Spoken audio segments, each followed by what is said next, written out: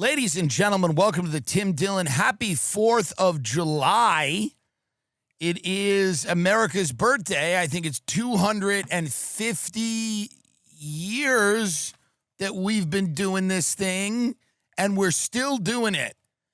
And if you say nothing else, that's something. It is. We're still doing it. Are we going strong? Who's to say? But we're still doing it. People are still into it. And it's the feeling of like when you're young, you're a comedian, an actor, a musician, and you haven't succeeded on any level yet.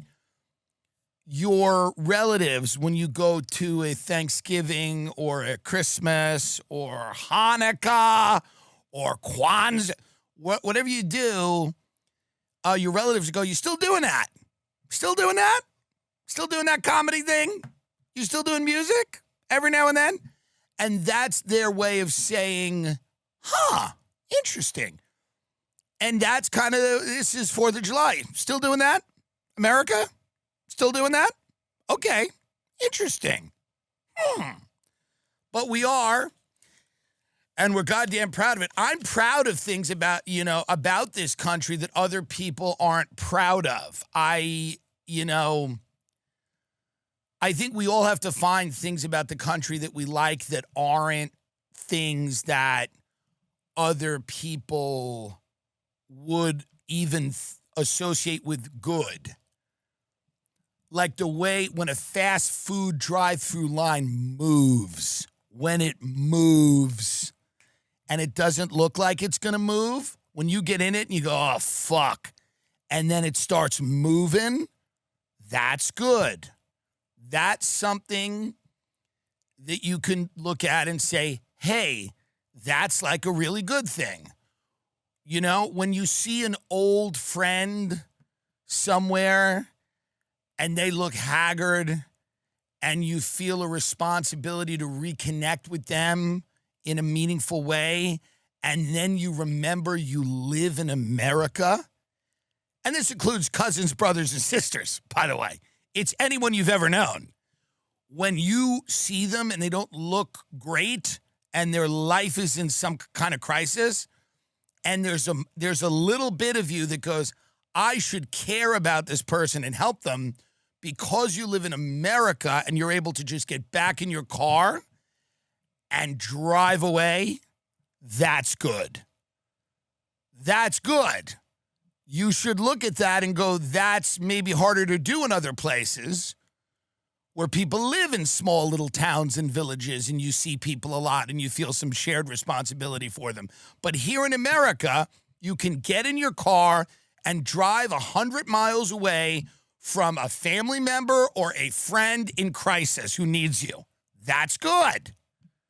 Someone needs you. No one needs you like you need you in America. Don't forget that.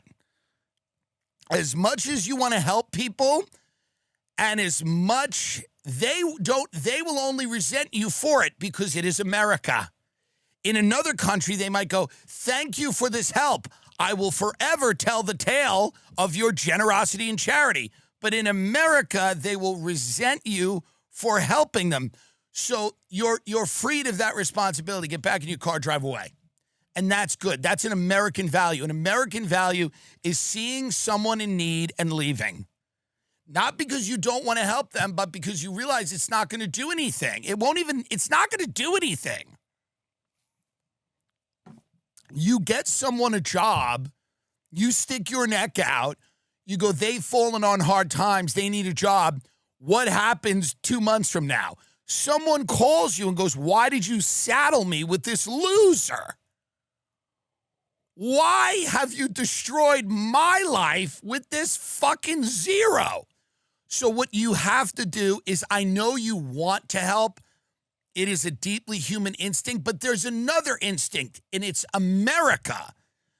America comes into play and goes, don't meddle, don't get involved, mind your own business, get in the car, put the music on.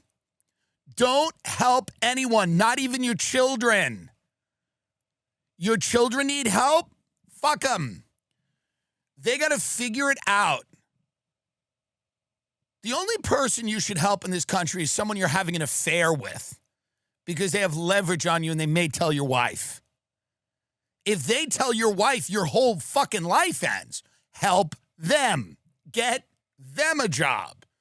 Get them an apartment. But random acts of kindness in America are anti-American. They're anti-American. Some people might disagree with me, but it is fully anti-American to randomly choose to help people that you don't know, or even worse, that you know. You have to just fight that urge. When the Palisades fire happened, a lot of people went to volunteer. I didn't. I thought I should, but then I realized I'm not helping. And all those people volunteering, what are they even doing? They're handing out bottles of water and taking photos of themselves doing it. It doesn't work. So that's something that's good. That you are free in this country to pursue your own path, your own dreams. It doesn't matter if you're good at the thing you want to do. It's America. Force it down people's throats. It doesn't matter if you have the skill to do the thing you want to do. That's immaterial. In other countries, they will ask a question like, hey, can you do that? Do you know how to do that? In America, what you say you are is what you are. Oh, you're a pilot? Ready for takeoff. It doesn't matter. That's good about our country. You can be talentless. You can be delusional. You can be abusive. You can be a psychopath. You can be a sociopath, sort of like an empty vessel. And you can figure it out here. Many other places, that would be hard for you. But in America, our system is built for you. You tell people what you want them to think. And if they don't believe you, fuck them. Fuck them. They don't think you know how to sing? Fuck them. They're threatened by you. You're going to be Adele. And if they don't get on board with that, it's their problem. In America, it's your right to create your own reality and live in it and get very angry at people who do not subscribe to it. Viciously angry, violently angry. You can attack your own parents. You can attack your parents physically in this country. And when the cops show up and they say, why did you throw your mother down the stairs? You can tell the cop she doesn't think I have the talent to make it in the music business. And then the cops will look at your bloodied mother and go, did you even give him a chance? Did you even give your boy a chance? It is a great country for those reasons. There's absolutely, you have no responsibility to reality in this country. You don't. And anyone that does, frankly, is your enemy. They're your enemy. They are your enemy. If somebody tries to introduce any type of logic into anything that you say, like this new thing with Mamdani in the air conditioning. Mamdani said, set it to 78 degrees.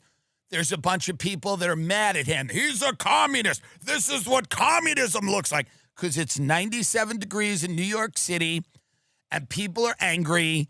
And so Mamdani has now become people's personality. So half of the people go, it's good, it's shared sacrifice. It's good to sweat. Europe does, and that's fine.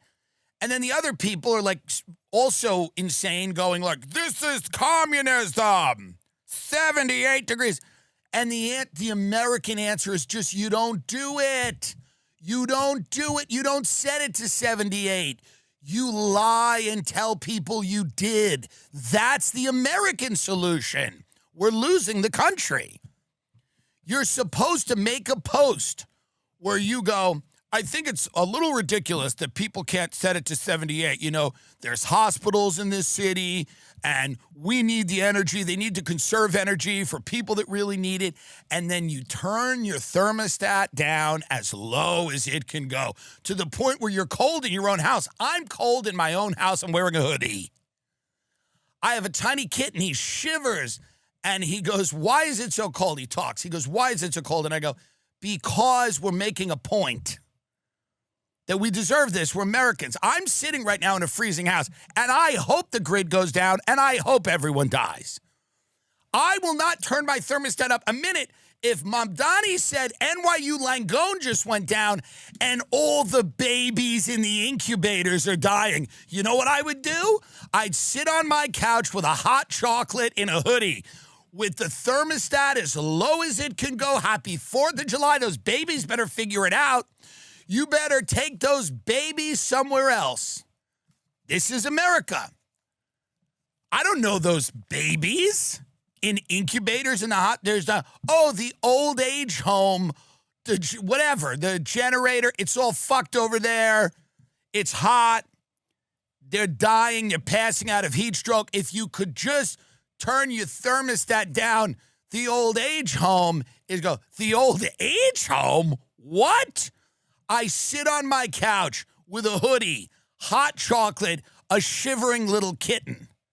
I'll put a sweater on the cat. We're not turning our thermostat up. It doesn't matter. If Mamdani called me personally and said, elderly members of your own family are in the hospital, the power just shorted out. They're minutes from death. And the only way to save them would be turning your thermostat up to 78. I would say, with all due respect, Mr. Mayor, I'm getting another call. That's what America is. Sorry, it's what we've created here. Some people might be hearing this and going, well, I don't actually think that. No, it's what we've created here. And a friend of mine just called me and said, I'm thinking of leaving my boyfriend. I go, leave him. Leave him. Leave him. Leave him. I didn't even ask why. Long-term relationship they're in. I said, just leave him. It's America. Just leave him. Call the cops. Change the locks. Accuse him of rape. This is the United States of America. Well, I think we're just moving in different directions. He raped you. Call the police. What are we doing here? Are you nuts? Change the locks. He's a violent rapist. Testify at the trial that he raped you, rape yourself, and then accuse him of it and send him to jail. It's the United States. Because otherwise they get mad at you. If somebody calls you and goes, I'm thinking of doing something, and you go, I don't know, there's many things to consider, they'd go, just agree with them immediately. I'm at 41 years old. I agree with everyone immediately now. I agree with everyone immediately. It makes it so much easier. They call, they go, I'm thinking of destroying my family and my life. I go, yep, about time. I'm happy I got this call. You're in the right to do it. You're in the right to do it. Somebody calls me, they've been sober 20 years. I think I can handle a drink. I bet you can. I bet you can. Go out and have a cocktail. See what happens. It's the United States of America. It's what we've built. Sorry. My cousin, for example, my cousin having a wedding. I'm going to it, but my parents are going to be there. I haven't spoken to them in a while. I want to get my cousin a present that's so expensive that it makes my parents feel bad. I want to show them that I have money by getting my cousin a present that's so disgustingly expensive, like a Tesla or something, or like a tiger from Dubai, heavily drugged, of course, like some type of drugged animal, like a drug tiger. What about a Tesla with a drug tiger from Dubai in it? It looks dead, but it's not, and it pulls up, and there's a tiger, and don't animal welfare people get on me. Fuck the fuck off. By the way, here's the deal with the animal welfare people. It has not gone your way. Rightly or wrongly, it has not gone the way of the animal welfare people. We care less about the welfare of these big cats than we ever have. They're cool, and yes, they have to be on drugs to be in the home. I imagine a Tesla goes, oh, it's present time, and a Tesla pulls up, and the Tesla pulls up, and I go, and I yell. I got to yell and tell the whole wedding party. I go, I got you a car. Like Oprah, you got a car. And then the Tesla pulls up, and there's a heavily drugged Siberian tiger in the front seat, and he's wearing a hat, and he's really drugged because they're violent, these tigers.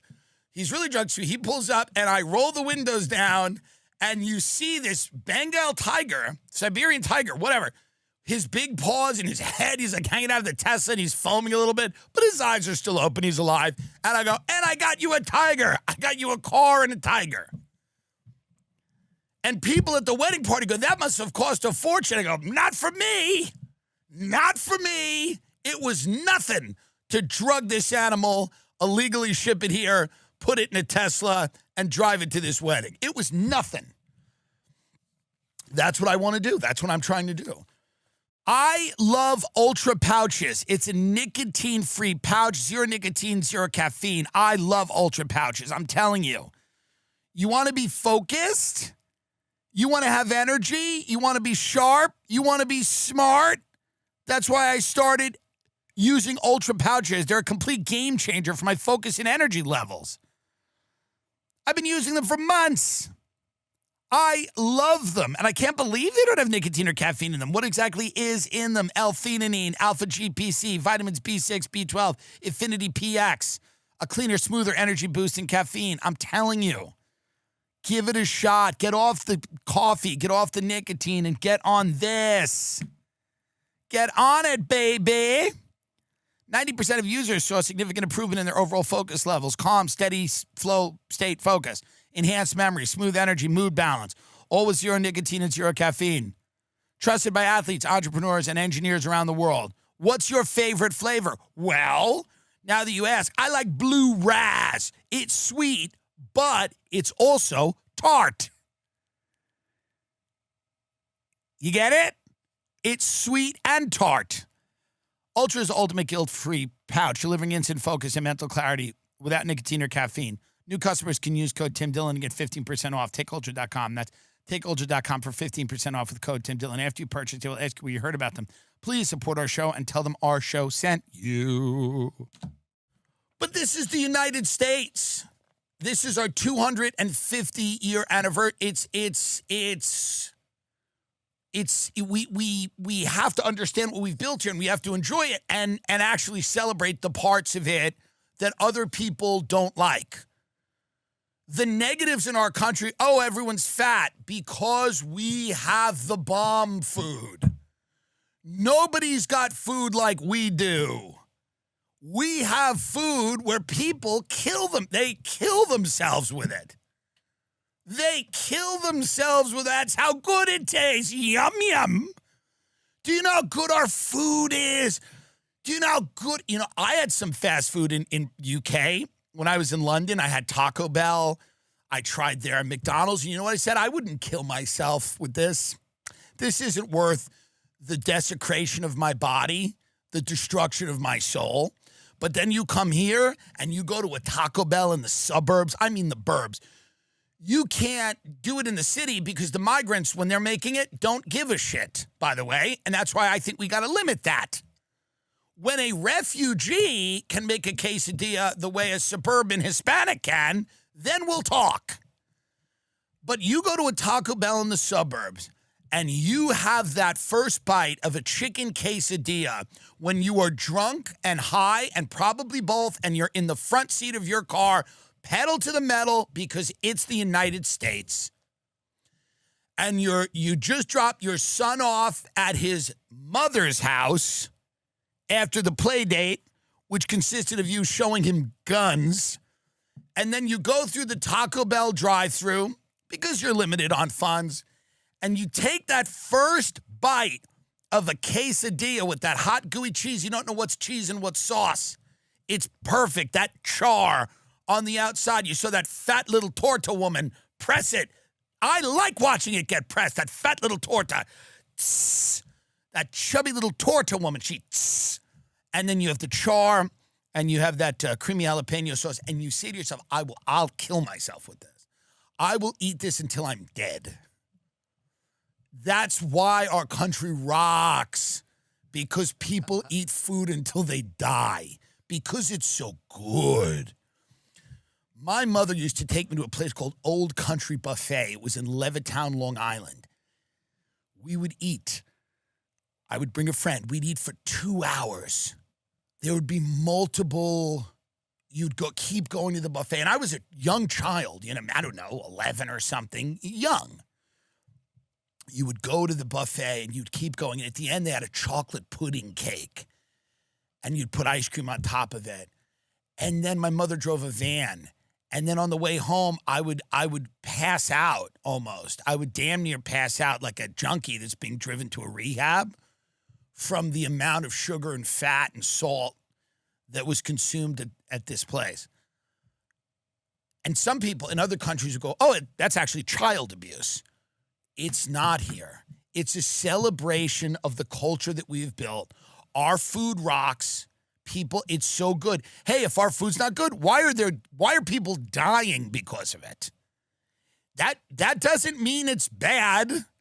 If our food was bad, people would stop and say enough, but they don't. They go back and back. Oh, there's too much porn because our porn is good. We let everyone participate in porn. That's why our country's so good. It doesn't matter who you are. Kindergarten teacher, put your pussy out for everybody. Doesn't matter. That's why our country is so good. We go to everyone and say, be a porn star. Show yourself on the internet doing things to yourself. Defile yourself and earn a pretty damn good living. There was a story, I talked about it, where a young man was helping his own mother with her OnlyFans and her shoots. That's beautiful. That's an American tradition. I help my mother with her OnlyFans shoots, and she makes money to pay for this house and my video games. That's something we should celebrate. You used to have to move to LA and go to the Valley to be a porn star with some creep. Now your own son can take photos of your pussy. If that's not an American, a distinctly American thing, well, I don't know what is. People go, oh, people are too stressed in America. They have all these jobs. They die.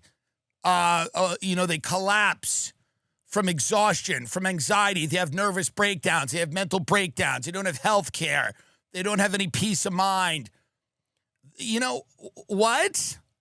Listen, people in this country want to win, and winning kills you. Winning kills you. So when you're seeing someone who's just collapsed from exhaustion because they just walked out of the supermarket and they're trying to get home to their kids and they just left their second job and they collapse in the parking lot, that's a soldier, and that's someone to be respected.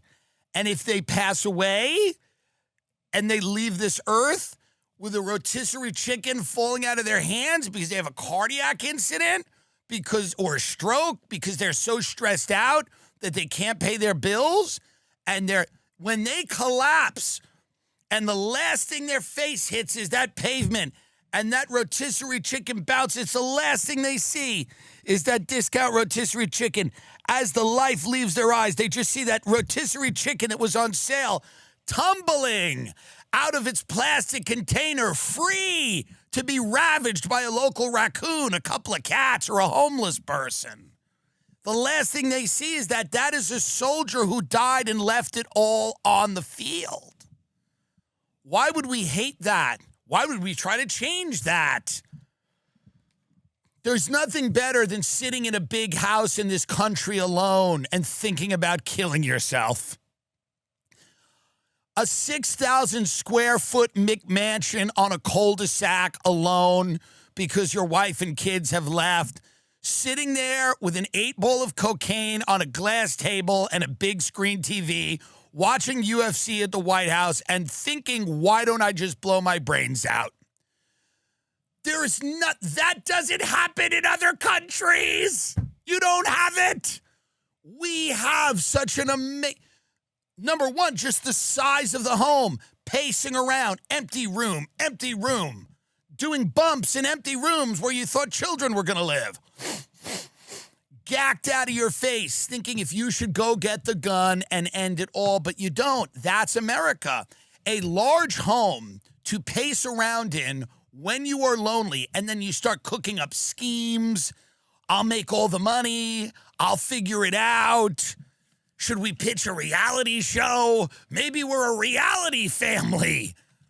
This is a distinctly American thing. It's a distinctly American thing and should be celebrated. A lot of people say, well, it's sad and it's actually haunting. It's a scene from a horror movie. It's a distinctly American thing to be on cocaine in the suburbs in the middle of the night trying to figure out your life. Many of you are listening to this in that state right now. That's a distinctly American thing, to be on cocaine in a large house with the air conditioning blasting. Fuck you, Mamdani. And you're sitting there, and then you're coming down, and you try to, like, jerk off, and the come down from coke is horrible. And you're in a house, and all of the other houses in the suburb, their lights are off because they're sleepy. But not you. You're not asleep, are you? Because you've got a plan. And the rest of the sheep on this block, they're content with what they have. But you're going to go further, higher. It's going to be big when people realize how serious you've been your whole life. All those people that wrote you off, all those people who laughed at you, they're going to pay dearly for it.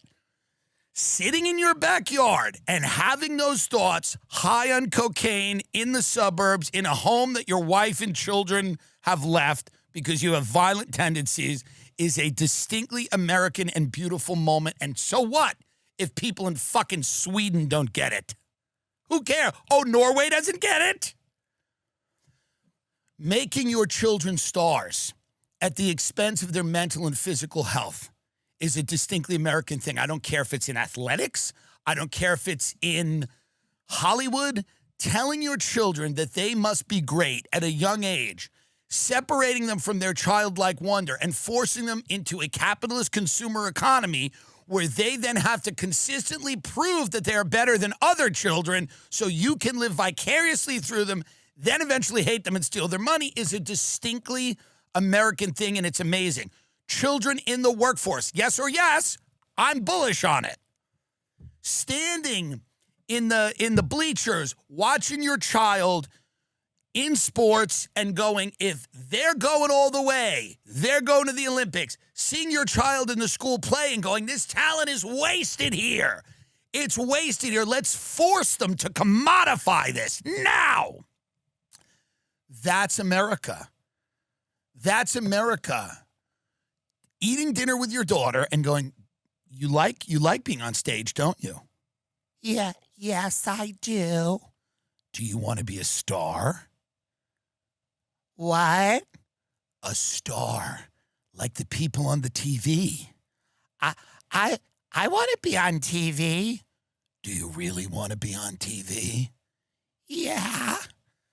You have to work very hard. Yeah. You take their pancakes away. I'm eating. No more pancakes for you. You understand me? Starting right here, right now at this Denny's, you make a promise to me. What? You promise me you're going to work hard and you're going to make it. No matter what.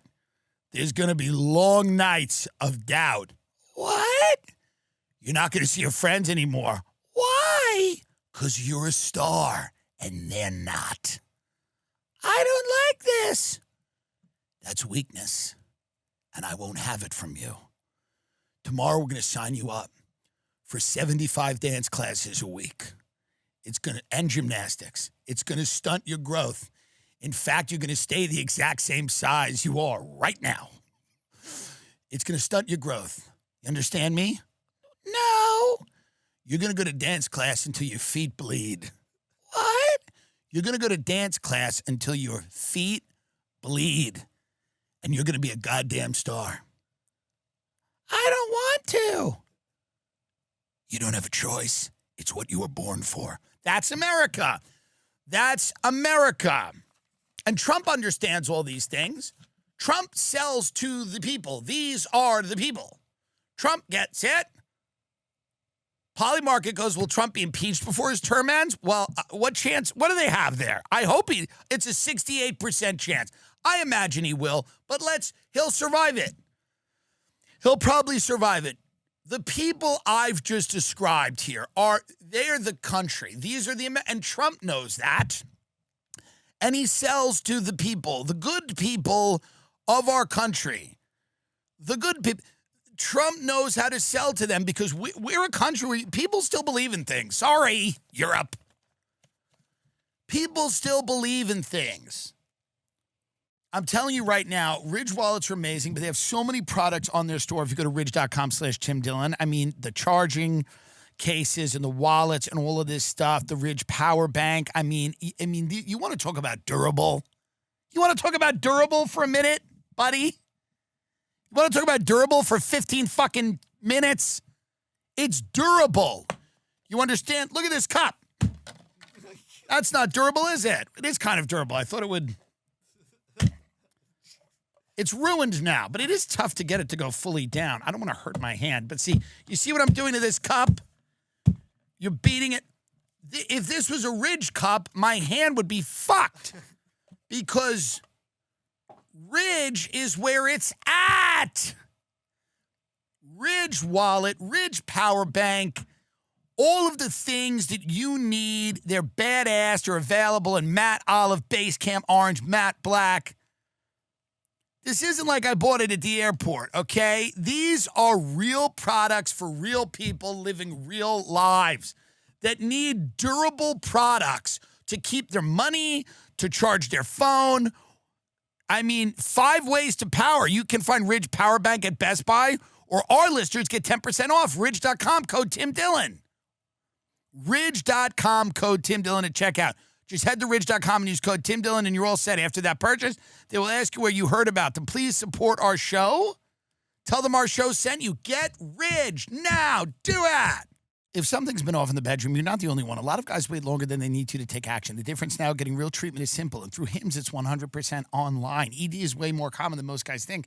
Millions of guys deal with it at some point, and that's exactly why HIMS offers a straightforward way to handle it. HIMS connects you with licensed healthcare providers online, giving you simple access to legitimate ED treatment options from home. No awkward appointments, no pharmacy lines. If that option isn't right by you, there are additional treatment options available so you can find what works best for your body. It's straightforward, transparent, and designed to make getting care feel easy. To get simple online access to personalized, affordable care for ED, weight loss, and more, visit hims.com/Jim. That's hims.com/Jim for your free online visit, hims.com/Jim.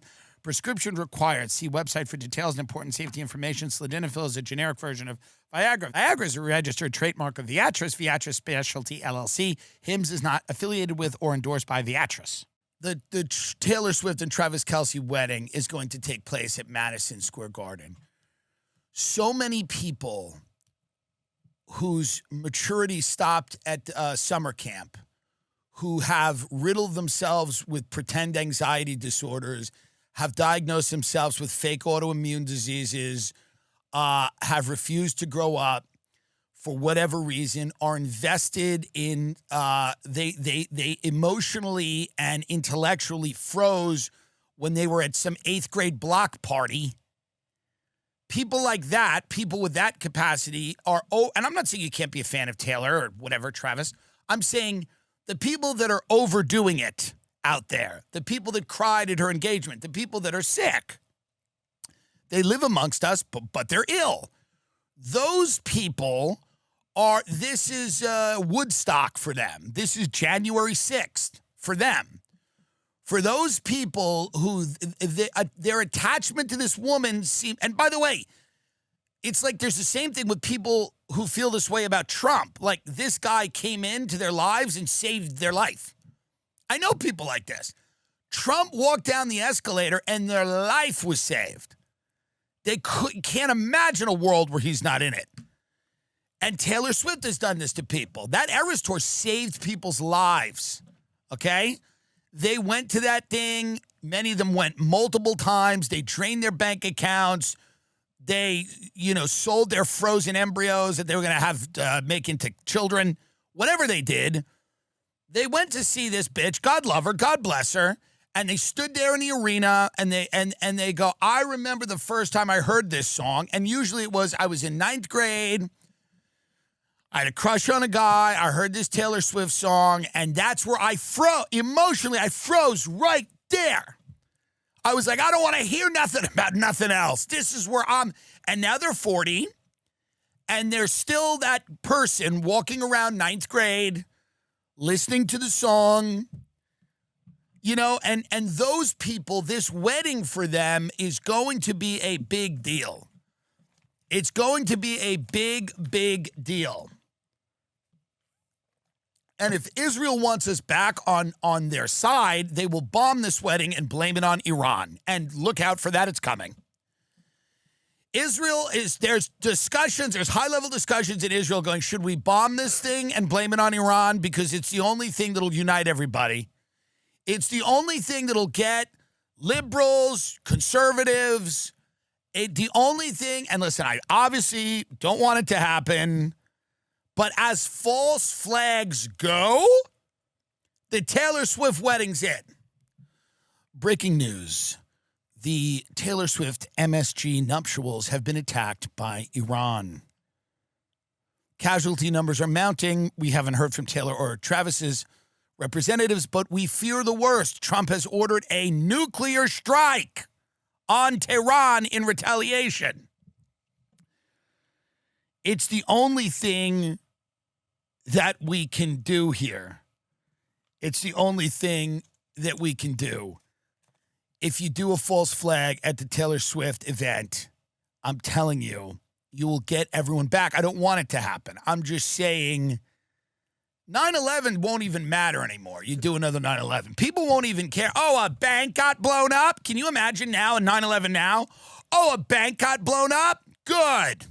Good. People will not be that angry if you blow up a financial institution in Lower Manhattan. I'm telling you, they just won't.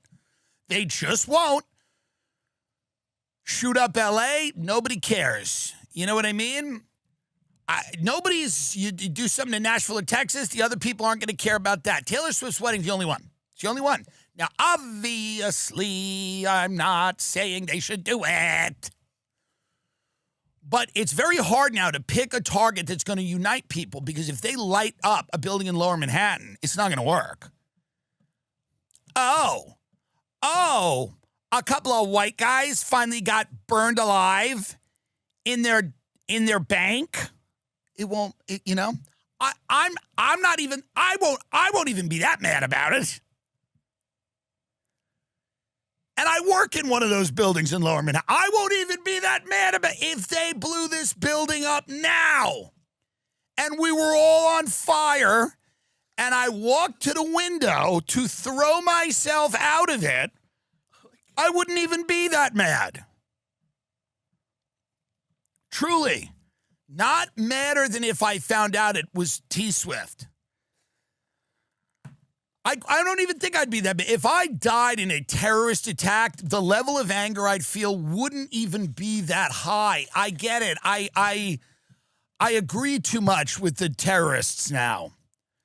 The terrorists make too much sense to me now to be that angry at them. Because I've realized that, yes, I don't agree with their methods, obviously, but if the terrorists were to bomb the building I work in, I would be inconvenienced, for sure. My life would end. But I would go, we have done a few things to them.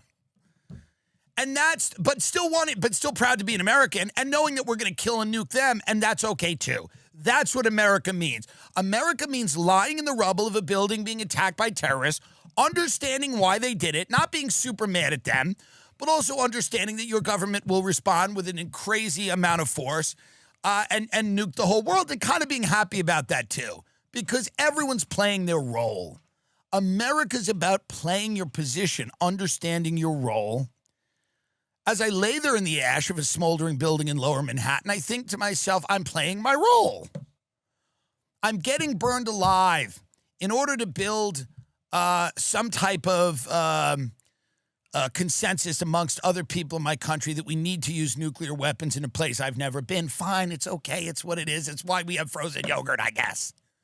Ooh, yum, yum. Frozen yogurt on a hot day when the toppings are all smushed into each other?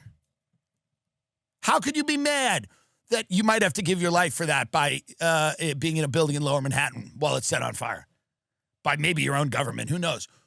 Even if my own government allows an attack to happen where I am burned alive in Lower Manhattan in a building and I'm eating frozen yogurt and the toppings are all smushed together because of the heat, I'm not mad at it. It's the most American way to go. Why am I going to be pissed about that?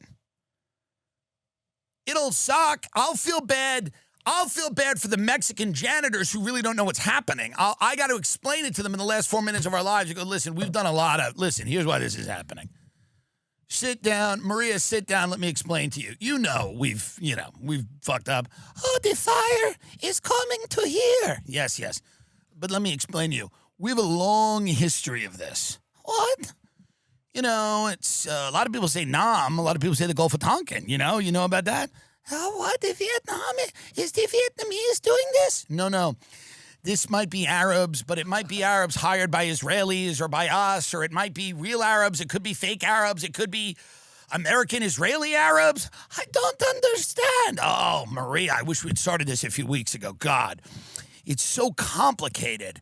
We have probably 30 minutes before the fire reaches this floor. We won't be rescued, Maria. Now, I know you want to spend a lot of that time praying, but do you mind if I showed you a documentary that kind of explains what's going on? Okay, I guess. We still have Wi-Fi, honey. Sit down. Now take a look at this. And that would be my job. My job in a 9/11 event would be to run around and kind of explain to people what was happening as they were dying. Die with knowledge, I would say. Die with knowledge. We say a quick prayer, and then we watch a documentary about it. But that's the United States. And you were alive during it. You were alive in this moment in history, this weird moment in history where machines were coming and replacing you, and you were jerking your cock while eating poisoned food in an empty house in a suburb that was sacrificed to Baal 40 years ago, and you're sitting there and you're alive still, kind of, in a way. And you're waiting for the sweet release of some type of violent death, a random shooting in a Target, or a trucker doesn't smoke enough meth, so his fucking, Mack truck just plows into you or something. Like, you're alive at this moment. There's something beautiful about that, and you got to appreciate that. And it's not for all the, well, isn't nature pretty? The people that understand America the least are the ones who start talking about nature. But I've spent some time around these people recently that talk about nature and national parks. And have you ever gone as Zion? Yosemite is the place. And you really got, yeah, shut up. What are you talking about? It's nothing to do with America. America is about a very specific thing. It is about resenting nature and being okay with its slow death. I'm still proud to live here. I would have never lived anywhere else. Truly, it's an amazing place. It's a truly amazing country. And I did cocaine with my substitute teacher at a crack house when I was 14 years old.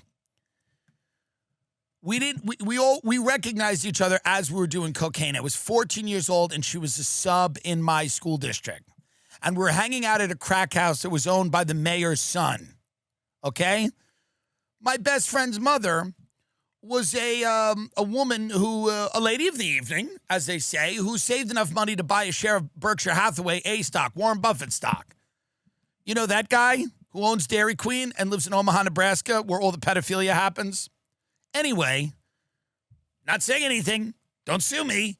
I'm just saying I grew up around some amazing people, and I would never trade it for anything in the world. I would have never traded it to live in Norway You know, it's like two siblings who looked exactly like me and our parents, and they were like, let's go to the lake. I don't know how they talk. I'm not doing it the right way, but they go, let's go to the lake. And then we go to the lake, and then we have this nice life where, ooh, the trees, the wind in the trees, and we're at the lake. No. I love that I live in this country. In its current form, I love that Donald Trump is our president. I love that Jake Paul will be our president soon. I love that we won't have a country soon. We'll have something that resembles an amusement park that was shuttered, but it'll still feel like a country. We'll still call it a country. I love that people seem to be going crazier now. But they're not becoming more sane or reasonable. They're actually going crazier. And I love that the biggest debate in our country is when robots should replace us and how. What a great time. What an interesting time. There are 7 psychopaths on TV constantly telling you that robots are going to replace you. You're going to be in relationships with them, and then you better merge with them, or they're going to defeat you. And you kind of have to treat it as like just normal news. Remember what the news used to be like 50 years ago? Now it's like the robot army, you will either join them or perish at their hands, and you have to just go, and then get in your car and have an egg sandwich. There's aliens. Welcome to the evening news. God was a story created by aliens who live underground, and they've worked with our government for years, and they have bases under the water. Did you do your homework? We got to go to school now. We're living through such a crazy time, and the only thing we can do is enjoy the fact that we're still doing it. We're still doing it. It doesn't make sense. It probably never will. But we're still doing it. We've unleashed the power of human potential in this country for very good and very bad things. Totally. You can't have it both ways. You don't have the good with the bad. You don't give people maximum freedom and then go, wow, it's all great now. No. You're gonna get psycho-religious cults. You're gonna get people with dog masks on being walked down the street. You're going to get, the Gaza gays or whatever. You're going to get plus-size park hoppers, people that are too fat to go to the amusement parks. You're going to get those childless people that just want to go to amusement parks and eat like cheesecake on a stick. You're going to get the people. You'll get the furry conventions. You're going to get the Bitcoin psychopaths in Miami. You're going to get the trad-cath Christian influencer nut jobs who also intersect weirdly with the looksmaxing community and the fucking crypto evangelists. You're going to get all of that. You're going to get the steely-eyed liberals in Massachusetts who sit there with Jonathan Swan and Maggie Haberman's book. Oh, my God, there's so many details. And they sit there with their morning coffee on their fucking porch. You're going to get all of that. You're going to get the amateur UFC fighters in Vegas who are bashing their skulls in to try to make money. You're going to get parents who take their children to pageants and plays and recitals to try to sculpt their child into the next Britney Spears. The next person will be put in a conservatorship and then let out, and then we immediately realize she needs to go back in. You're going to get all of that. You don't get the good without the bad. This is the United States of America. You're going to get the zannied out housewives in Orange County who sit there on their back patios while their husbands feast on Asian porn, and those women sit there and they knock back white Zinfandel and they talk about the colleges their kids are getting admitted to. You're going to get that. You're going to get the radical libertarian lunatics in Austin, Texas, who are doing lines of blow and telling you about Curtis Yarvin. You're going to get all of that. That's what our country is. It's an insane asylum, but it's fun. But it's fun. You're not going to get any one thing here. And just know that if you ever look around and feel any type of way about these people, you don't have to. You actually don't have to. That's why we've created this, so you don't feel any obligation to your fellow man, your family, your friends, your community, your society. You don't have to feel anything like that because we've created this fun house of horrors. So the minute you feel responsibility for the way this place looks, just send it on down the road. Pin it on someone else. It had nothing to do with you, did it? You were just trying to build your business. I'm just trying to put the right team around me and be productive. That's all you were trying to do. You don't have the culpability or the responsibility. That's how we've built it. You're not flying the plane. You're a passenger. In fact, no one's flying the plane. That's the fun. So don't get mad when people disagree with you. Don't get mad at Mamdani because he said put the air conditioning at 78 degrees. Lie about it and don't do it. Lie about it and don't do it. Be like, I think it's a little stupid that people can't tolerate a little bit of heat. And then make your thermostat as cold as it can be, as cold as humanly possible, to the point where you are shivering in July. Being an American is about shivering in July. Cold where your dick shrivels up and you have garments on in your own home and your pet should be like, what the fuck's going on? Use the energy. Burn it alive. Because that's the way it is. That's the way it is. I've seen so much of this country. I love so much of this country. And for the reasons that I've laid out, that our food kills us, that we've turned everyone into an amateur pornographer, that, people long for this sweet relief of a violent death while out shopping on a random Wednesday afternoon, that we celebrate the stress and the strain that we put on people and we make them, take amphetamines just so they have the strength to get through a grocery store to buy discounted food to serve to their children. All of those things I've learned to love about our country. And some people look at those and think they're bad, actually. But what I think you have to do is embrace it. I love that we make our children stars at a young age. I love that we have an ultra-competitive world in which we thrust children who are not mentally or emotionally capable of understanding what's happening. We thrust them into this world and we destroy their minds by forcing them to commodify themselves in athletics or entertainment early. It's who we are. It's who we are. So what? It is what it is. We're a drive-through culture. We're a highway culture. We're a McMansion culture. That's what we are. Listen, maybe it'll change, but love it. Love it. Love that empty. There's nothing better than the quiet, empty streets of suburbia. The haunting nature of what we've built. The darkness that creeps around the corner. The guy with the weird people that lurk around the suburbs with unfulfilled dreams. The dark, sick fucks that keep people in their basements, and every now and then one of them gets dragged out by the FBI and then probably told that they've done a good job and then hired by the FBI, whatever.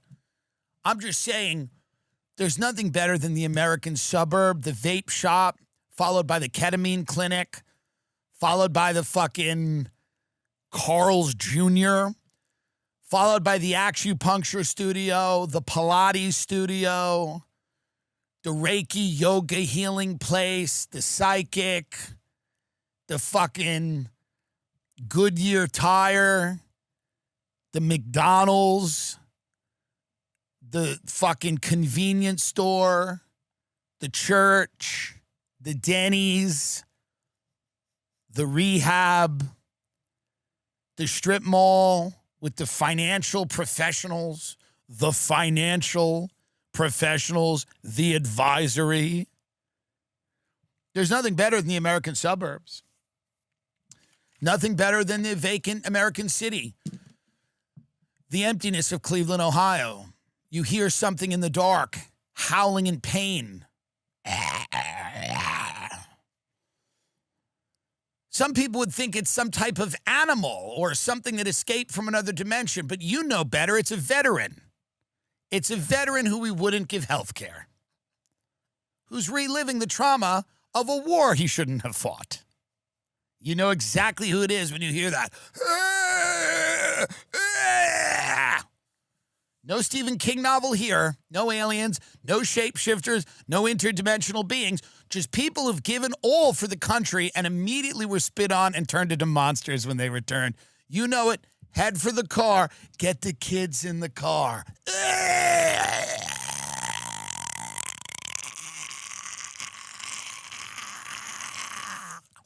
Get the kids in the car. Dad, what's that? Is that a monster? No, it's one of our fellow citizens. He served in Operation Iraqi Freedom. What's that? Well, it was a war we fought. What? Is it this war? No, but yes, kind of. Similar. Anyway, shut up. Get in the car. Eat your fucking ice cream. It sounds like that person's in pain. They're fine. They're living with their choices.